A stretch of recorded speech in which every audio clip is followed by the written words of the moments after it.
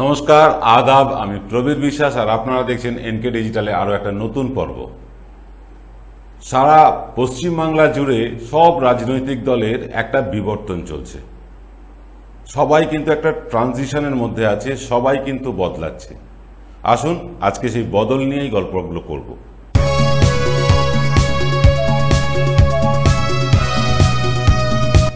প্রথম বদল আমরা দেখলাম তৃণমূল কংগ্রেস। তৃণমূল কংগ্রেস বিপুল সংখ্যা নিয়ে বিধানসভা জয়ের পর তাদের মধ্যে একটা অদ্ভুত বিবর্তন দেখা গেল, অদ্ভুত পরিবর্তন দেখা গেল।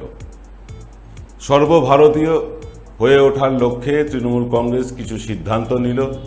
অভিষেক বন্দ্যোপাধ্যায়কে গুরুদায়িত্ব দেওয়া হলো, অপেক্ষাকৃত নবীন নেতা নেত্রীদের ওপরের দিকে তুলে আনা হলো এবং যারা প্রবীণ তাদেরকেও কিন্তু অসম্মান না করে তাদেরকেও যথাযোগ্য সম্মান দেওয়া হলো। আগামী দিনে মমতা বন্দ্যোপাধ্যায় দলের নেত্রী ঘোষণা করেছেন যে জেলা স্তরে, ব্লক স্তরেও কিছু পরিবর্তন হবে। আশা করব কাজের মানুষেরাই আবার আসবেন, তারা দলের কাজ করবেন। এটা তো গেল তৃণমূলের পরিবর্তন। আমি তৃণমূলের পরিবর্তন নিয়ে বিস্তারিত বলবো আপনাদের। তার আগে বলবো বিজেপির মধ্যে কি বিবর্তন ঘটেছে, কি পরিবর্তন ঘটেছে সেটা। বিজেপি 200 আসন পেয়ে যাবে এরকম একটা প্রত্যাশা নিয়ে তারা শুরু করেছিল নির্বাচনের দৌড়। এই নির্বাচনের দৌড়ে যখন পঞ্চম দফা শেষ হলো তখন তারা প্রায় ধরেই নিয়েছিল 8 দফা নির্বাচনের মধ্যে পঞ্চম দফা শেষ হওয়ার পর তাদের কর্মীদের মধ্যে এবং নেতৃত্বের মধ্যেও একটা বডি ল্যাঙ্গুয়েজ দেখা যাচ্ছিল তারা যেন ক্ষমতায় এসেই পড়েছেন। এবং সপ্তম দফা যখন শেষ হলো তখন কিন্তু একটা মন্ত্রিসভা গঠনের ছকও চলে এসেছিল। কারা মুখ্যমন্ত্রী হবেন, কারা কারা উপমুখ্যমন্ত্রিত্ব পাবেন, কে কোন দপ্তর পাবেন, কাকে কোন কমিটিতে জায়গা দেওয়া হবে, এই নিয়ে একটা আলোচনা চলছিল। সেই আলোচনার কিছু অডিও ক্লিপ আপনাদের সামনে এসেছে, কিছু ফেসবুক পোস্ট আপনাদের সামনে আছে। কিন্তু দেখা গেল কি, নির্বাচনের পরে দেখা গেল বিজেপির ভরাডুবি হলো। কিরকম ভরাডুবি? 200 আসন যারা প্রত্যাশা নিয়ে দৌড় শুরু করেছিল তারা কিন্তু 100-র গণ্ডিও পার হতে পারল না, তারা 77-এ আটকে গেল এবং তার মধ্যে 2জন আবার পদত্যাগ করলেন। অর্থাৎ বিজেপির এখন বিধায়ক সংখ্যা গিয়ে দাঁড়ালো 75। এরপরে শুরু হলো আর এক পরিবর্তন। কি পরিবর্তন? বিজেপিতে থেকে অনেকেরই শ্বাসকষ্ট শুরু হলো, তারা কাজ করতে পারছেন না, দলে সম্মান পাচ্ছেন না, এই রকম একটা হাওয়া উঠলো। কেউ কেউ ভুল বুঝে গিয়েছিলেন, তারা কান্নাকাটি করলেন ফেসবুকে। কেউ কেউ মমতা বন্দ্যোপাধ্যায়ের সাথে যোগাযোগ করার চেষ্টা করলেন, কেউ কেউ স্থানীয় নেতৃত্বের সাথে যোগাযোগ করা শুরু করলেন। আবার কেউ কেউ বিজেপির আত্মমন্থন করা দরকার, আত্মচিন্তন করা দরকার বলে বিজেপিকে পরামর্শ দেওয়া শুরু করলেন। শুভ্রাংশু রায়, মুকুল রায়ের পুত্র, তিনি শুভ্রাংশু রায় বীজপুরের প্রার্থী ছিলেন। তার আগে তৃণমূলের হয়ে বীজপুরে বিধায়ক হয়েছেন। তরুণ নেতা, অত্যন্ত সুবক্তা এবং সাংগঠনিকভাবেও বেশ খানিকটা দক্ষ ছিলেন তৃণমূলে যতদিন ছিলেন। কিন্তু তৃণমূল ছাড়ার পর তার সাংগঠনিক দক্ষতা কিন্তু, যে বেলুন ফুলিয়ে ফাঁপিয়ে দেখানো বেলুন, সেই বেলুন কিন্তু চুপসে গেল। তিনি বললেন, ফেসবুক পোস্টে প্রকাশ্যেই বললেন যে তাদের নাকি, মানে বিজেপির নাকি আত্মমন্থন করা দরকার নির্বাচিত সরকারের সমালোচনা না করে। স্পষ্ট ইঙ্গিত বিজেপি তাদের আর সহ্য হচ্ছে না। এর বিনিময়ে দিলীপবাবু কিছু বললেন, বিজেপি নেতারা কিছু বললেন। পরবর্তীতে দেখা গেল মুকুল রায়ের স্বাস্থ্যের খোঁজ নিচ্ছেন রাজ্যের মুখ্যমন্ত্রী। খুব স্বাভাবিক, তিনি বুদ্ধবাবুরও স্বাস্থ্যের খোঁজ খবর নেন। সেই হিসেবে মুখ্যমন্ত্রী হিসেবে স্বাস্থ্যের খোঁজ খবর নিচ্ছেন মুকুল রায়, তার স্ত্রী অভিষেক বন্দ্যোপাধ্যায়, যিনি তৃণমূলের এখন সেকেন্ড ইন কমান্ড, যদিও তিনি সেটা স্বীকার করতে নারাজ। আমরা বলছি তৃণমূলের সেকেন্ড ইন কমান্ড বা তৃণমূল চাণক্য যাকে এখন বলা হচ্ছে, সেই অভিষেক বন্দ্যোপাধ্যায় চলে গেলেন মুকুল রায়ের স্ত্রীর শারীরিক খোঁজখবর নিতে হসপিটালে। উল্টো দিকে বিজেপির কোনো নেতা নেত্রীকে কিন্তু ততদিন পর্যন্ত খোঁজ পাওয়া গেল না মুকুল রায়ের স্ত্রীর খোঁজ খবর নিতে, যতদিন না অভিষেক বন্দ্যোপাধ্যায় গিয়ে পৌঁছলেন। অভিষেক বন্দ্যোপাধ্যায় পৌঁছানোর পরেই দিলীপ ঘোষ পৌঁছে গেলেন। প্রধানমন্ত্রী ফোন করলেন মুকুল রায়কে। অর্থাৎ বিজেপি মুকুল রায়কে প্রায় ছেঁটে ফেলেছে এবং শুধু ধরে রাখার জন্য, শুধু বিজেপির একজন ভোটার, বিজেপির একজন সমর্থক হিসেবে ধরে রাখার জন্য শুভেন্দু অধিকারীর মতন তাকে গুরুত্ব না দিয়ে প্রধানমন্ত্রী ফোন করছেন, দিলীপ ঘোষ চলে যাচ্ছেন। এরপরে কিন্তু আরও একটা বিবর্তন দেখলাম গতকাল প্রধানমন্ত্রী এবং স্বরাষ্ট্রমন্ত্রী ডেকে পাঠালেন রাজ্যের বিরোধী দলনেতা শুভেন্দু অধিকারীকে। খুব স্বাভাবিক, প্রধানমন্ত্রী স্বরাষ্ট্রমন্ত্রী রাজ্যের বিরোধী দলনেতাকে ডেকে পাঠাবেন, এর মধ্যে কোনো ভুল নেই। তিনি গেলেনও দিল্লি। তিনি দিল্লি গেলেন, প্রধানমন্ত্রীর সাথে দেখা করলেন, স্বরাষ্ট্রমন্ত্রীর সাথে দেখা করলেন, এই পর্যন্ত সব ঠিক ছিল। কিন্তু আপনারা ছবিতে দেখুন, তিনি দেখা করলেন বিজেপির সভাপতি জগৎ প্রকাশ নাড্ডা বা জেপি নাড্ডার সাথে। বিরোধী দলনেতা হিসেবে তিনি গিয়ে তিনি দলীয় সভাপতির সাথে দেখা করছেন। আর এখানেই কিন্তু একটা বিবর্তন, একটা পরিবর্তন, একটা গরম হাওয়ার পূর্বাভাস আমরা পাচ্ছি। আমরা আগেই জানিয়েছিলাম দিলীপ ঘোষের সাথে শুভেন্দু অধিকারীর কিছুতেই বনিবনা হচ্ছে না, কারণ শুভেন্দু অধিকারী যে রাজনৈতিক লাইনে চলেন, বিজেপির সেটা সংস্কৃতি না, বিজেপির সেই সংস্কৃতিতে বিশ্বাস করে না। তারা দিলীপ ঘোষের সংস্কৃতিতে বিশ্বাস করেন, দিলীপ ঘোষের লাইনে চলতে চান। এখান থেকে শুরু হলো আদি এবং নব্য বিজেপির মধ্যে লড়াই। যদিও এই লড়াইটা শুরু হয়েছিল টিকিট বন্টন নিয়ে, যখন টিকিট দেওয়া হচ্ছে তখন শুভেন্দু অধিকারী অনুগামীদের টিকিট দেওয়া নিয়ে একটা ভেতরে লড়াই চলছিল এবং তারা প্রায় প্রত্যেকেই হেরে যাওয়ার পর দিলীপ ঘোষের যারা লবি, সেই লবির লোক কিন্তু আঙুল উঁচিয়ে দেখাচ্ছিল, দেখো ওদেরকে টিকিট দেওয়ার জন্য ওরা হেরেছে। বহু আদি বিজেপি নেতা কিন্তু এই শুভেন্দু অধিকারীর অনুগামীদের টিকিট দেওয়ার ফলে তারা টিকিট থেকে বঞ্চিত হয়েছে, যোগ্য নেতারা, এবং তাতে বিজেপি ফল ভালো করেনি। বিজেপি এই এক্সপেরিমেন্ট করতে গিয়ে কিন্তু তারা ফলটা খারাপই করেছে। যাই হোক, এই যে বিবর্তন হচ্ছে, বিবর্তনের কিন্তু অংশীদার রাজীব ব্যানার্জি। গতকাল যে মিটিং ডাকলেন দিলীপ ঘোষ, এবং একই দিনে মিটিং কিন্তু দিল্লিতে করছেন শুভেন্দু অধিকারী। রাজ্যের বিরোধী দল তারা সাংগঠনিক মিটিং করছেন, অথচ বিরোধী দলনেতা সেখানে উপস্থিত নেই। তিনি উপস্থিত আছেন জগৎ প্রকাশ নাড্ডার সাথে বৈঠক করতে। এটা একটু আশ্চর্য লাগছে না আপনাদের? এটা আপনারা বুঝে নিন যে দলের মধ্যে কি চলছে, আমাদের কোনো মন্তব্য নেই। আপনারাই বুঝুন যে কি চলছে। জগৎ প্রকাশ নাড্ডার সাথে যে মুহূর্তে শুভেন্দু অধিকারী বৈঠক করছেন, সেই মুহূর্তে কিন্তু কলকাতায় বৈঠক করছেন দিলীপ ঘোষ সাংগঠনিকভাবে। কিন্তু আশ্চর্যজনকভাবে সেখানে উপস্থিত নেই মুকুল রায়, উপস্থিত নেই শুভেন্দু মার্জনা করবেন শুভ্রাংশু, উপস্থিত নেই সব্যসাচী দত্তের মতন হেভিওয়েট নেতারা। বলতে পারেন মুকুল রায় তো রাজ্য স্তরে কোনো সাংগঠনিক দায়িত্বে নেই, হ্যাঁ একদম ঠিক নেই, কিন্তু সব্যসাচী দত্ত তো আছেন, তিনিও অনুপস্থিত। এবং কিছুদিন ধরেই এরা সবাই কিন্তু তাল কেটে চলেছেন, মানে এক সুরে কথা বলছেন না, যেন একটু ভিন্ন সুর, যেন একটু বিরোধীদের গলার সুর এই লোকগুলোর মুখে শোনা যাচ্ছে। অর্থাৎ দিলীপ ঘোষ এই বছরে যে মৌরসি পাট্টা জমিয়ে ফেলেছেন বিজেপিতে, সেই মৌরসি পাট্টায় কিন্তু কোথাও একটা আঘাত লাগছে শুভেন্দু অধিকারীর উপস্থিতিতে। জগৎ প্রকাশ নাড্ডা, যিনি এতদিন দিলীপ ঘোষের সাথে মিটিং করতেন, তিনি এখন মিটিং করছেন শুভেন্দু অধিকারীর সাথে। আর দিলীপ ঘোষকে মিটিং করতে হচ্ছে স্থানীয় নেতৃত্বের সাথে।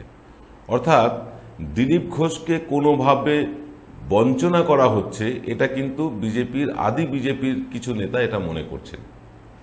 এবং এখানে কিন্তু সিঁদুরে মেঘ দেখা যাচ্ছে যে বিজেপির মধ্যে ফাটল ক্রমশ চড়া হচ্ছে।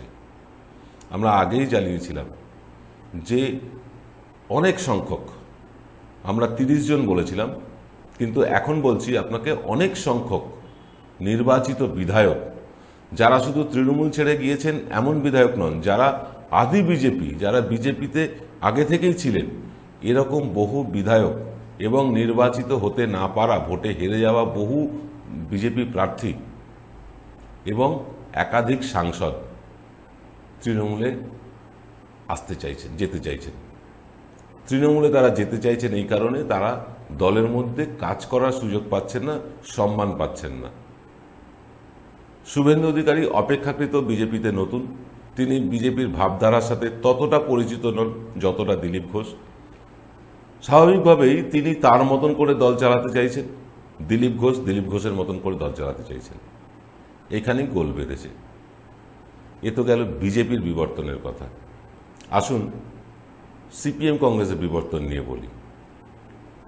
সিপিএম যারা দুর্দণ্ড প্রতাপ ক্ষমতাশালী ছিল একসময় পশ্চিমবাংলায়, যাদের ভয়ে বাঘে গরুতে এক ঘাটে জল খেত, থানায় একটা জিডি পর্যন্ত নেওয়া হতো না, যারা বাড়িওয়ালা ভাড়াটিয়া শাশুড়ি বৌমার ঝগড়া সহ সমস্ত ঝগড়া নিরসনে যারা সিদ্ধহস্ত ছিলেন, বিধানসভায় তাদের হয়ে বলার কোনো লোক নেই।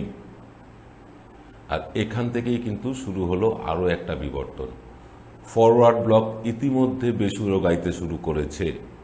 তারা কংগ্রেসের সাথে বা আইএসএফ এর সাথে জোট করে থাকতে নারাজ।